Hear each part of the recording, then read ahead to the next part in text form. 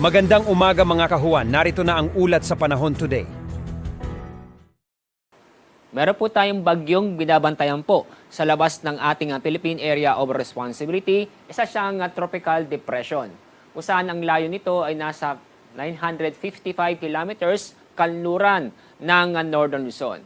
Isa siyang tropical depression kung saan ang lakas ng hangin nito ay umaabot sa 55 kilometers per hour malapit sa gitna nito. Ang pagkilos ng bagyong ito ay inaasahang patungo sa China. Samantala, itong habagat o southwest monsoon ay unti-unti na pong lumalayo sa ating bansa dahil hinahatak na mismo itong tropical depression na sa labas ng PAR. Ngayong araw, makakaranas po ng maulap ang kalangitan na may mga kalat-kalat ng pag-ulan at thunderstorm doon po sa Batanes at Babuyan Islands. Samantala, ang lalabing pong bahagi po ng bansa. Inyong makikita na magiging maaliwal sa panahon ngayong araw kung saan makakaranas po tayo ng bahagyang maulap hanggang sa maulap ang kalangitan.